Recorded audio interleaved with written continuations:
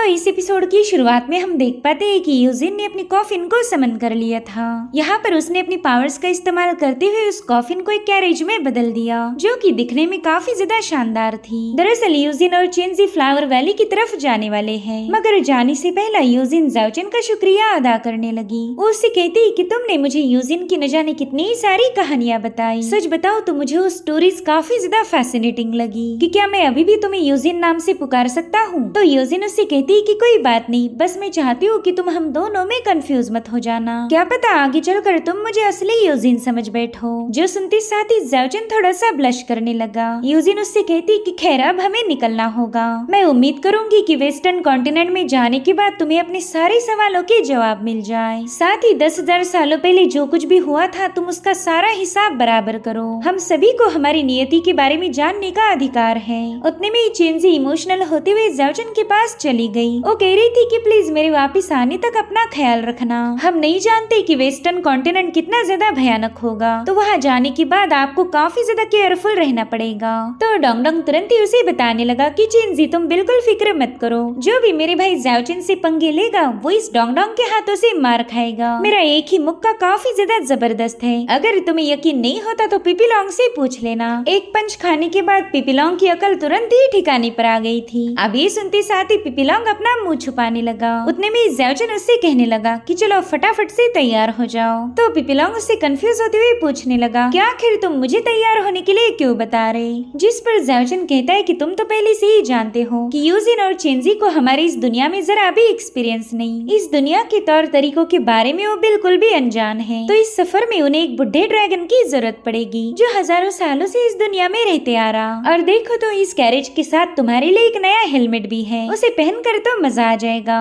Well इस नए headgear को देखते साथ ही पिपीलोंग की तो होश उड़ गए और तुरंत ही ज़ाओजिन से कहने लगा कि क्या मैं ये चीज पहनूंगा, कहीं तो पागल तो नहीं हुआ। ये तो मेरे ड्रैगन क्लैन के ऑनर का सवाल है, तो मुझे एक बैल जैसे नहीं सजा सकता। ना ना ना, ये हेडगियर मैं कभी भी नहीं पहनने वाला। और उतने में ही उसके मुंह पर एक जोरदार फटका लग गया। तो ज़ाओजिन के एक ही फटके में पिपीलोंग का मन परिवर्तन हो चुका था।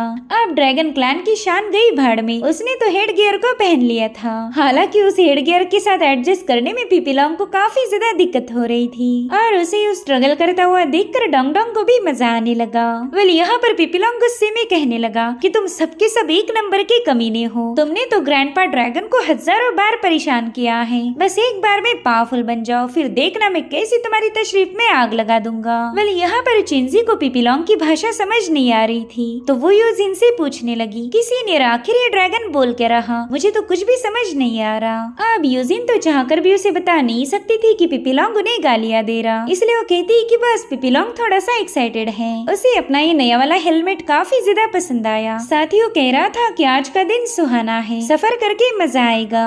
जिसके बाद यूजिन और चेंजी फटाफट से कैरेज में बैठ जाते हैं। उन दोनों ने दोबारा से मिलने की उम्मीद में ही ज़ाओजिन को अलविदा कह दिया और इस तरह से अभी दोनों भी फ्लावर्स वैली की तरफ निकल चुकी है। साथ ही हम देख पाते हैं कि ज़ाओजिन भी वेस्टर्न कॉन्टिनेंट में जाने के लिए काफी ज्यादा एक्साइटेड था। वो डोंगडोंग से कहने लगा कि वेस्टर्न कॉन्टिनेंट बैटल की ऑरा और मैजिकल डांस से भरा पड़ा है। पता नहीं वहाँ पर कौन सा एडवेंचर हमारा इंतजार कर रहा। अभी सीन यहीं पर कट होकर हम शेनलान अकेडमी के मास्टर्स को देख पाते हैं। मास्टर डोंगफिंग थोड़े से परेशान थे, जो देखते साथ ही डिनुन से पूछते हैं कि क्या ज़ाओजिन यहाँ से चला गया। तो डोंगफिंग कहती है हाँ वो लोग जा चुके हैं और मैं उम्मीद करूंगा कि ज़ाओजिन की ये जर्नी सेफ रहे। उतने में उनकी ग्रैंड डॉटर वहाँ पर पहुँच जाती है। वो पैनिक होती हुई डोंगफिंग को बताने लगी कि हमारी मेडिसिन वॉल्ट में चोरी हो गई, किसी ने हमारे ढेर सारे स्पिरिचुअल हर्ब्स को चुरा लिया है। जो सुनते साथ ही मास्टर डोंगफिंग ज़ाओजिन के दोनों ड्रैगन्स को गालियाँ देने लगे और गुस्से में कहने लगे कि इन दोनों ड्रैगन्स ने तो मेरा जीना ही हराम करके रखा। यहाँ से जाने से पहले भी इन लोगों ने मुझे चूना लगाया है। और दोस्तों अब यहाँ पर हमें फिंगदू माउंटेन में जो बैटल हुई थी उससे पहले की कहानी दिखाई गई। आपको तो याद ही होगा कि मेंग केजिन को लस्कपात के दोनों मास्टर्स ने किडनैप किया है और इस काम में मेंग केजिन की सीनियर सिस्टर वांगलिन ने भी उन दोनों का साथ दिया था। वो फिलहाल मेंग केजिन की प्रिजन के सामने बैठी हुई थी। साथ ही वो मेंग केजिन से कहने लगी कि अब तुमने अपनी जिद छोड़ देनी चाहिए। लस्कपात के लोगों ने तुम्हें इसलिए जिंदा रखा क्योंकि तुम मेरी काफी अच्छी दोस्त हो। मगर उसी वक्त वांगलिन काफी ज्यादा परेशान हो जाती है क्योंकि मेंग केजिन ने खुद को आजाद कर लिया था। वो तुरंत ही वांगलिन के गले पर अपनी तलवार लगाते हुए कहने लगी कि तुम अभी तक जिंदा इसलिए हो क्योंकि हमारा बॉन्ड काफी ज्यादा स्ट्रॉन्ग था, वरना तो मैं तुम्हें कब का ही खत्म कर देती। यहाँ पर वांगलिन को मिंग केजिन पर काफी ज्यादा गुस्सा आ रहा था। वो हैरान होते हुए मिंग केजिन से कहने लगी कि हमने तुम्हारी बॉडी में मौजूद हर एक मेजर एक्यू पॉइंट को सील कर दिया था ताकि तुम अपनी पावर्स का इस्तेमाल ना कर पाओ। साथ ही इन्हीं दिनों में तुम अपनी मेंस्ट्रुअल साइकिल को भी फेस कर रही थी, तो वो जो डोमिनेटिंग सील तुम्हारी बॉडी के अंदर मौजूद है वो बिल्कुल भी एक्टिवेट नहीं हो सकता। तुमने तो फिलहाल पूरी तरह से पावरलेस होना चाहिए था। जिस पर मिंग केजिन कहने लगी कि मैंने अपनी पावर को कुछ दिनों पहले ही स्टोर करना शुरू कर दिया था ताकि मुसीबत के वक्त मैं उसी पावर का इस्तेमाल कर पाऊँ। अब मैंने तो अपनी पावर को ऑलरेडी सील किया था, तो एक सील हुई चीज को दोबारा से सील नहीं किया जा सकता, और इसी वजह से तुम्हारी ये सारी प्लानिंग फेल हो गई। तुम्हें लगा था कि मैं पावरलेस रहूंगी, लेकिन मेरे पास तो ऑलरेडी पावर्स थी। जो सुनते साथ ही वांगलिन काफी ज्यादा सरप्राइज थी। वो कहने लगी कि इसका मतलब तो ये हुआ कि तुम्हें पहले से ही मुझ पर शक था। तुम्हें जानती थी कि मैं तुम्हारी दुश्मनों के साथ टीम अप हो जाऊंगी और उसी वक्त तुम पर अटैक करूंगी जब तुम्हारी मेंस्ट्रुअल साइकिल चल रही हो। जिस पर मिंग केजिन कह रही थी कि हाँ बिल्कुल, मुझे तुम पर पहले से ही शक था क्योंकि तुम्हारा बर्ताव धीरे धीरे बदल रहा था। मैंने देखा कि तुम लस्ट पाथ के मास्टर से चुपके से मिलने जाती हो, जबकि तुम्हें पता था कि हमारे सेक्ट के रूल्स के अकॉर्डिंग हम प्यार मोहब्बत नहीं कर सकते। और तुम ये भी जानती हो कि लस्ट पाथ के लोगों को दूसरों की फीलिंग्स के साथ खेलना कितना ज्यादा अच्छा लगता है। उन दोनों भाई बहन ने मिलकर तुम्हें अपने हाथ की कठपुतली बनाया, तो मैंने सोचा क्यों ना मैं भी इस नौटंकी में शामिल हो जाऊं। अगर सच बताओ तो मेरे दिल में किसी के लिए कोई रहम नहीं। जब मैं अपने प्लान में कामयाब हो जाऊं तब लस्ट पाथ के लोग समझ जाएंगे कि उन्होंने कितनी बेरहम बंदी से पंगे लिए थे।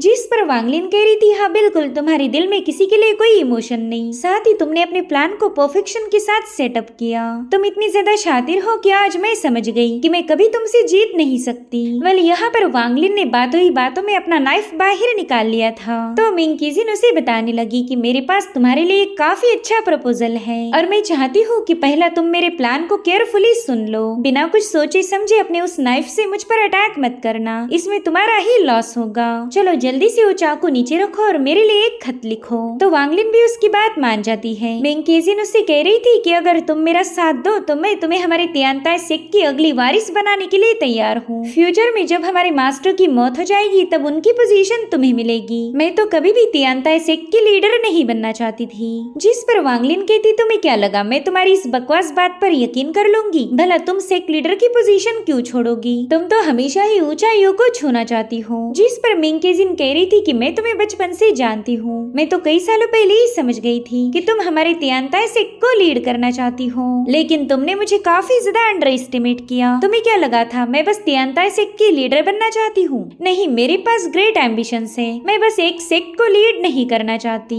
और मुझे अपनी इन एम्बिशंस को पूरा करने के लिए अपनी सीनियर सिस्टर की जरूरत पड़ेगी। इसलिए अब तुम मेरे लिए एक लेटर लिखो। तुम मेरा साथ दो और तुम्हें उसके बदले में ढेर सारा प्रॉफिट मिलेगा। जिसके बाद हमें लस्ट पाथ का मेन हॉल दिखाया गया, जहाँ पर फेरिशियान अपने भाई के साथ वाइन के मजे ले रही थी और उतने में हॉल में कल्टीवेटर पहुँच जाती है। वो कह रही थी मास्टर उस मिंग केजिन ने हमें उल्लू बनाया।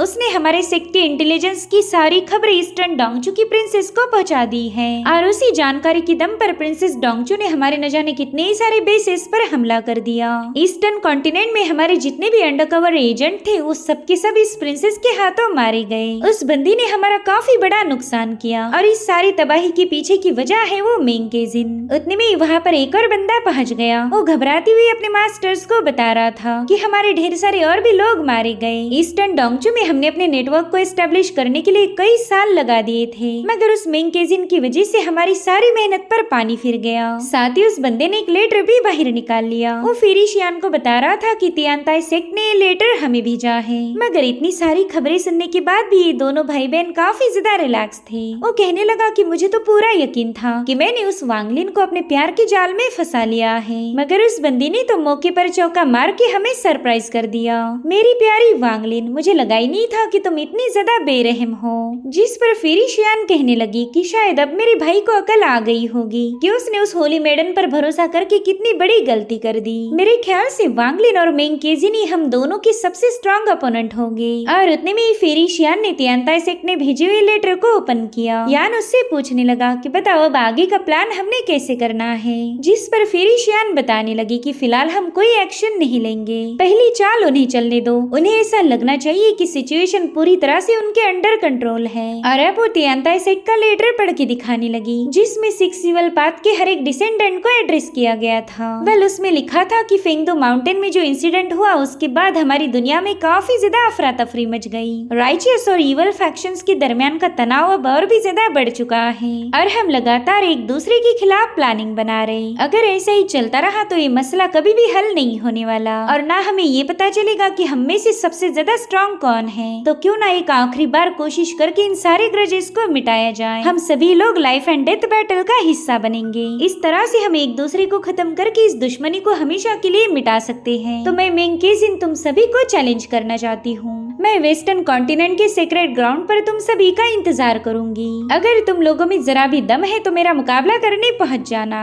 वेल उस लेटर को पढ़ते साथ ही फेरिशियान ने उसमें आग लगा दी। वो अपने भाई को बता रही थी कि मेंकेजिन ने एक और गेम सेटअप किया और वो चाहती है कि हम सभी लोग उसमें पार्टिसिपेट करें। सच बताओ तो मैं इस गेम को खेलने के लिए काफी ज्यादा एक्साइटेड हूँ। अब सीन शिफ्ट होकर हमें वेस्ट कॉन्टिनेंट के फॉरेस्ट का नजारा दिखाया गया जहाँ पर मेंकेजिन पहुंच चुकी थी। वो कहती है कि मैंने जानबूझकर राइचस और इवल पाथ के डिसेंडेंट को वेस्ट कॉन्टिनेंट में इनवाइट किया। वेस्ट कॉन्टिनेंट ईस्ट कॉन्टिनेंट से काफी ज्यादा दूर है। साथ ही इस पूरे इलाके पर गॉड ऑफ लाइट का इन्फ्लुएंस है। तो ये डिसेंडेंट अपने साथ ढेर सारे लोगों को नहीं ला सकते। उन्हें तो मजबूर होकर अकेले ही आना पड़ेगा और इसी मौके का मैं फायदा उठा सकती हूँ। मुझे कुछ भी करके वेस्टर्न कॉन्टिनेंट में खलबली मचानी होगी, तभी जाकर इस सफर पर आने का मेरा मकसद पूरा हो जाएगा। और उतने में मेंकेजिन का इवल फॉर्म उसके सामने आ गया। वो मेंकेजिन को बताती है कि ऐसे मौके बार बार नहीं मिलते और इस बार मैं तुम्हारा पूरा साथ दूंगी। जिस पर मेंकेजिन कहती कि ये सब मैं तुम पर भरोसा करके नहीं कर रही, बल्कि मैं वही कर रही हूँ जो इम्पोर्टेंट है। और साथ ही हमें एक बंदा भी दिखाया गया जिसे जंजीरों में जकड़ा हुआ था। मेरे ख्याल से मेंकेजिन का ये प्लान इस बंदे से रिलेटेड है। वेल यहाँ पर मेंकेजिन की इवल फॉर्म उससे कह रही थी कि तुम तो दिन ब दिन रूथलेस बनती जा रही। तुमने जितनी भी परेशानियां झेली है उससे तुम्हारी विल और भी ज्यादा स्ट्रॉन्ग बन गई। जिस पर मेंकेजिन कह रही थी कि मुझे अपनी मीठी मीठी बातों में फंसाने की कोशिश मत करो, इससे कोई फायदा नहीं होने वाला। सिर्फ तियांताई सेक्ट की खातिर मैं तुम्हारे साथ कोऑपरेट कर रही, वरना तो मैं कभी तुमसे तुम्हारी मदद नहीं मांगती। और हाँ, एक बात याद रखो, मेरी बॉडी में बस तुम मेहमान की तौर पर हो।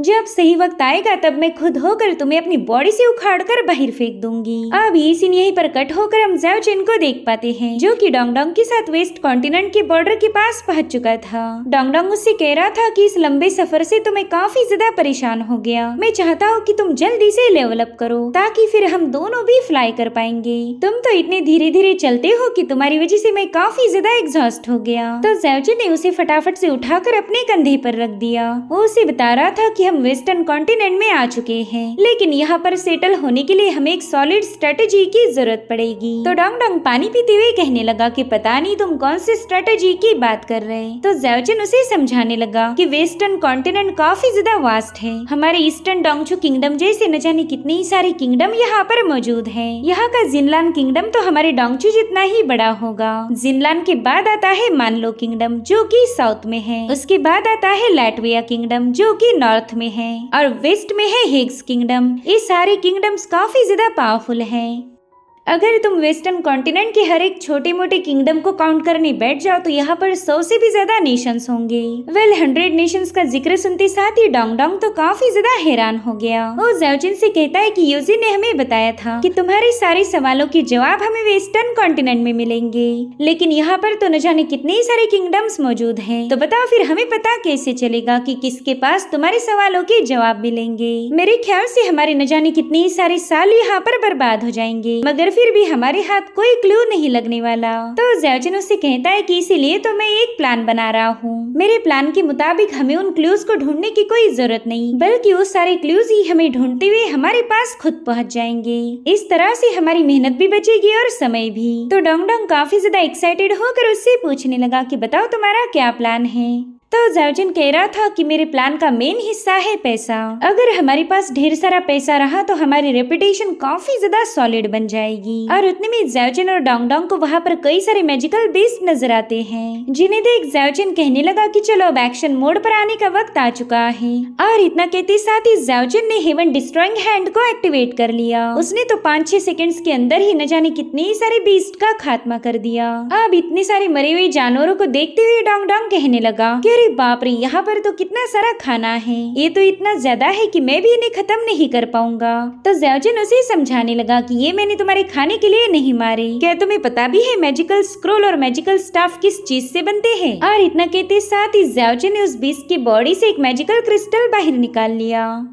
वो डोंगडोंग को बता रहा था कि इसी को रिफाइन करके ढेर सारे स्क्रोल्स और आर्टिफैक्ट बनाए जाते हैं। और मैंने सुना था कि वेस्टर्न कॉन्टिनेंट में ऐसे मैजिकल क्रिस्टल की काफी ज्यादा डिमांड है, क्योंकि यहाँ के लोग इन बीस्ट को मार नहीं पाते। तो हम ऐसे ही मैजिकल क्रिस्टल सेल करके ढेर सारा पैसा कमा सकते। इस तरह से वेस्टर्न कॉन्टिनेंट में हमारी एक सॉलिड रेपुटेशन बनेगी। तो डोंगडोंग उसे बताने लगा कि मेरे भाई, तुमने ये सारी बातें मुझे पहले ही बतानी चाहिए थी। तुम्हें मैजिकल बीस्ट की जरूरत है ना, तो उसकी फिक्र बिल्कुल मत करो, ये सारा मसला मैं हैंडल करूंगा। और इतना कहते साथ ही डोंगडोंग वहाँ से भागते हुए चिल्लाने लगा कि सभी मैजिकल बीस्ट बाहर आ जाओ। वेल, डोंगडोंग की आवाज सुनते साथ ही पूरा जंगल शेक होने लगा, क्योंकि डोंगडोंग एक होली ड्रैगन है और उसके पास हर एक बीस्ट को कमांड देने की एबिलिटी थी। ज़्याओजिन ने देखा कि जंगल में काफी ज्यादा धुआं उठा और अब देखते ही देखते उसके सामने कई सारे बीस्ट पहुंच जाते हैं। सभी मैजिकल बीस्ट दौड़ लगाते हुए वहाँ पर आ चुके थे। उन्हें देखते साथ ही ज़्याओजिन तो डर के मारे पीछे हटने लगा। वो कह रहा था, डोंगडोंग, इतने सारे बीस्ट को तुमने क्यों बुलाया? मैंने कहा था कि हमें पैसों की जरूरत है, ना कि मौत की, मगर तुमने तो यहाँ आते साथ ही मेरी फील्डिंग सेट कर दी। ज़्याओजिन ने देखा कि ये सारे मैजिकल बीस्ट काफी गुस्से में उसे घूर रहे हैं, इसलिए ज़्याओजिन ने भी फटाफट से अपने हेवन शैटरिंग हिल बर्ड को बाहर निकाल लिया। वो जानता है कि अगर जिंदा रहना है तो एक कड़ा मुकाबला करना पड़ेगा। साथ ही उसने नोटिस किया कि व्हाइट राइनोसरस तो चौथी रैंकिंग पर ब्रेक थ्रू करने के काफी ज्यादा करीब है, यानी कि यही इस रीजन का बीस्ट किंग होगा। साथ ही वहाँ पर कई सारे खूंखार टाइगर्स भी थे, जिन्हें देखते साथ ही ज़्याओजिन थोड़ा सा पैनिक हो गया। उसे समझ ही नहीं आ रहा था कि वो इतने सारे हायर रैंकिंग वाले बीस्ट का मुकाबला कैसे करेगा। उतने में ही डोंगडोंग उसके पास पहुंच जाता है। वो कह रहा था, ज़्याओजिन, चल फटाफट से मेरी तारीफें करना शुरू कर दे। देख, तुझे क्रिस्टल की जरूरत थी ना, तो मैंने इतने सारे मैजिकल बीस्ट को तेरे सामने बुला लिया। बेचारा ज़्याओजिन कंफ्यूज होते हुए सोचने लगा कि पता नहीं मैं इस डोंगडोंग का क्या करूँ। मेरे ख्याल से मैंने इसे अपना प्लान बताना ही नहीं चाहिए था। और उतने में वो राइनो बड़ी तेजी के साथ अपनी एनर्जी वेव रिलीज करने लगता है। उसने साबित कर दिया कि वही इन सब का राजा है। तो डोंगडोंग से कहने लगा कि भला मैं तुम्हारी तारीफें क्यों करने लगा? देखो तो तुम्हारी वजह से मैं इतने पावरफुल बीस्ट के दरमियान फंस चुका हूँ। अब तुम बताओ, मैं इन हाई रैंकिंग वाले बीस्ट का मुकाबला कैसे कर पाऊंगा? और उतने में वहाँ पर काफी स्ट्रॉन्ग डिवाइन पावर रिलीज होने लगती है, जिसकी चपेट में आते साथ ही वहाँ मौजूद हर एक बीस्ट अचानक से शांत हो गया। ज़्याओजिन ने देखा कि ये सारी पावर तो डोंगडोंग की बॉडी से रिलीज हो रही है। अगर डोंगडोंग के कहने पर वो यहाँ आ सकते हैं तो डोंगडोंग उन्हें कंट्रोल भी कर सकता था। वो तुरंत ही ज़्याओजिन को बताने लगा कि देख भाई, मैंने तो बस अपनी थोड़ी सी ऑरा का इस्तेमाल किया और उतने में ये सारे मैजिकल बीस्ट शांत हो गए। तो ज़्याओजिन भी हैरान होते हुए उन बीस्ट को चेक करने लगा। उसने देखा कि वो बीस्ट तो कोई रिस्पॉन्स नहीं कर रहे, जिसके बाद हमें वेस्ट कॉन्टिनेंट के एक टाउन का सीन दिखाया जाता है। यहाँ के मार्केट प्लेस में काफी सारी चहल पहल थी और उतने में वहाँ मौजूद मॉर्टल्स ने नोटिस किया कि वहाँ की सड़कें काफी तेजी के साथ शेक हो रही हैं। उन्हें लगा कि यहाँ पर शायद कोई अर्थक्वेक आने वाला है, जिसके चलते वो सभी लोग काफी ज्यादा पैनिक हो गए। देखते ही देखते पूरे टाउन में खलबली मच गई। लोग अपनी जान बचाने के लिए इधर उधर भाग रहे थे। साथ ही साथ वो चिल्ला चिल्ला कर गॉड ऑफ लाइट से दुआ करने लगे कि प्लीज हमें बचा लीजिए। दरअसल यहाँ पर कोई अर्थक्वेक नहीं आया, बल्कि ज़्याओजिन की एंट्री हुई थी और इसे हम कोई आम एंट्री नहीं बोल सकते, क्योंकि वो राइनो यानी कि बीस्ट किंग पर सवार था। इतना ही नहीं, वो अपने साथ मैजिकल बीस्ट की बहुत बड़ी टोली लाया था, जो देखते साथ ही टाउन के सभी लोग काफी ज्यादा हैरान हो जाते हैं। और फाइनली उस राइनो ने अपने ब्रेक लगा दिए। वहाँ मौजूद लोग तो ज़्याओजिन के कॉस्ट्यूम को देखते साथ ही पहचान गए कि ये तो ईस्टर्न कॉन्टिनेंट का कल्टीवेटर है। तो लोग थोड़ा सा पैनिक होते हुए ज़्याओजिन से पूछते कि बताओ, तुम यहाँ पर क्या करने वाले हो? कहीं तुम इन बीस्ट के हाथों हमें मारना तो नहीं चाहते? तो ज़्याओजिन उनसे माफी मांगते हुए कहने लगा कि मैं तो यहाँ पर बस व्यापार करने आया था। और इतना कहते साथ ही उसने अपनी क्रिस्टल से भरी हुई स्टोरेज बैग नीचे पटक दी। वो सबको बताता है कि इस बैग में मैजिकल बीस्ट की कोर है, साथ ही मेरे इस सारे मैजिकल बीस्ट भी सेल के लिए हैं। अब ये सुनते साथ ही उन लोगों ने वहाँ पर भीड़ लगाना शुरू कर दी। सभी लोग ज़्याओजिन के मैजिकल क्रिस्टल खरीदना चाहते थे और तभी वहाँ पर केली की एंट्री हो गई। कुछ एपिसोड्स पहले ही हमने देखा था कि ये बंदा ज़्याओजिन की दोस्त वांग को पटाना चाहता था, मगर मगर ज़्याओचेन ने खुद होकर इसकी सेटिंग बिगाड़ दी। वेल केली ने देखा कि टाउन के सभी लोग काफी ज्यादा एक्साइटेड हैं। वो ज़्याओचेन के सारे क्रिस्टल और उसके स्पिरिचुअल पेट खरीदना चाहते थे। साथ ही साथ गोल्ड कॉइन से ज़्याओचेन का पूरा थैला भी भर गया था। इतने सारे गोल्ड कॉइन्स को देखते साथ ही डोंगडोंग के मुंह में भी पानी आ गया। वैसे ये है तो एक ड्रैगन, मगर इसे भी अमीर बनना था। और उतने में ज़्याओचेन उन सभी लोगों को अपना इंट्रोडक्शन देने लगा। वो कहता है कि मैं ईस्टर्न कॉन्टिनेंट का मार्शल आर्टिस्ट ज़्याओचेन हूँ। जो लोग भी मेरे परमानेंट कस्टमर्स बनेंगे मैं उन्हें 20% ऑफ दूंगा। और उतने में ज़्याओचेन को किसी के हंसने की आवाज आई। वो कह रहा था कि तुम जहाँ जाते हो भीड़ को जमा कर लेते, तुम बिल्कुल मेरे जैसे हो। और फिर ज़्याओचेन की नजर पड़ी केली पर। वो कह रहा था भाई तुमसे मिलकर तो लंबा अरसा बीत गया। और फिर क्या ये लोग कैचअप करने के लिए सीधे एक शराब खाने में पहुंच गए। मेन विल बी मेन, वाइन गट के बिना तो इनकी बिल्कुल बातें नहीं होती। सो ज़्याओचेन ने केली को बता दिया था कि वो यहाँ पर क्यों आया है। केली कह रहा था कि मेरे भाई मैं तुम्हारी मदद करना चाहता हूँ, लेकिन तुम 10,000 साल पुरानी बात कर रहे हो, उसके लिए हमें काफी सारी मेहनत करनी पड़ेगी। और सच बताओ तो मेरे पास भी इसके बारे में जरा भी नहीं। तो ज़्याओचेन उससे कहने लगा कि मुझे तो लगा था तुम यहाँ के प्रिंस हो तो तुम्हें काफी कुछ पता होगा। तो केली उसे बताने लगा कि मेरे भाई इस वेस्टर्न कॉन्टिनेंट का हर एक बंदा चर्च ऑफ लाइट को फॉलो करता है। सो बेसिकली चर्च के पास जितनी पावर और इन्फॉर्मेशन मौजूद है वो किसी के पास नहीं होगी। जिस पर ज़्याओचेन कहता है कि हाँ मैं इस बारे में ऑलरेडी जानता हूँ। यहाँ के चर्च का पोप ही सारे इम्पोर्टेंट फैसले लेता। इसी दरमियान डोंगडोंग शराब की प्याली उठाने की कोशिश कर रहा था, मगर ज़्याओचेन ने उसके हाथ पर फटका लगा दिया। ज़्याओचेन केली से कहता है कि मैंने सुना था कि यहाँ के चर्च ऑफ लाइट का एक राइवल भी है जिसे डार्क चर्च के नाम से जाना जाता। तो केली उसे बताता है कि 10,000 साल पुराने जितने भी रिकॉर्ड्स थे वो सारे के सारे चर्च ऑफ लाइट के कब्जे में हैं। वेल यहाँ पर डोंगडोंग की पूरी कोशिश चल रही थी कि वो शराब की प्याली उठा ले, मगर ज़्याओचेन बाजी मारते उस शराब को गटक लेता है। साथ ही केली ज़्याओचेन को बताने लगा कि चर्च ऑफ लाइट ने उन सारे रिकॉर्ड को फॉरबिडन किया है, कोई भी आउटसाइडर उसे पढ़ नहीं सकता। इतना ही नहीं चर्च के मेंबर्स भी उस रिकॉर्ड को पढ़ नहीं सकते। तो ज़्याओचेन कंफ्यूज होते हुए कहने लगा कि पता नहीं उन एंशिएंट रिकॉर्ड्स में ऐसा क्या था जो चर्च ऑफ लाइट को उसे सील करना पड़ा। मेरे ख्याल से चर्च ऑफ लाइट एक बहुत बड़ा सीक्रेट छुपाने की कोशिश कर रहा। तो केली उसे बताने लगा कि यहाँ पर एक एंशिएंट एल्वन की ट्राइब है। ऐसा कहा जाता कि उन लोगों के पास ऐसी एबिलिटी है कि वो डिवाइन गॉड के साथ कम्युनिकेट कर पाए। सो अगर तुम उनके पास गए तो तुम्हें ढेर सारी इन्फॉर्मेशन हासिल हो सकती, बस तुम्हें थोड़ा सा केयरफुल रहना पड़ेगा क्योंकि एल्वन ट्राइब के साथ साथ वहाँ पर कई सारे मिस्टीरियस और पावरफुल फिगर्स भी मौजूद हैं। तो ज़्याओचेन उससे कहने लगा कि मेरे भाई क्या तुम उस ट्राइब से मेरी मुलाकात करवा सकते हो। तो केली भी तुरंत ही इसके लिए राजी हो गया। वो कह रहा था कि आज इस सिटी में एक ड्यूक के जन्मदिन की दावत है, इसलिए तो मैं जिनलान काउंटी आया था। वेल ये बंदा एक ड्यूक है, यानी कि उसने कई सारे पावरफुल लोगों को इनवाइट किया होगा। तो ये लो उस दावत का इन्विटेशन, वहाँ जाकर तुम चर्च ऑफ लाइट के पावरफुल लोगों से बात कर सकते हो। जो सुनते साथ ही ज़्याओचेन और डोंगडोंग उसका शुक्रिया अदा करने लगे। साथ ही वो दुआ कर रहे थे कि गॉड ऑफ लाइट तुम पर अपना रहमो करम बरसाते रहे। जो सुनते साथ ही केली हंसते हुए कहने लगा कि तुम दोनों तो बड़ी जल्दी यहाँ के माहौल में ढल चुके हो। और इसी के साथ एपिसोड यहीं पर एंड हो जाता है। Thank you so much for watching. Bye bye, take care.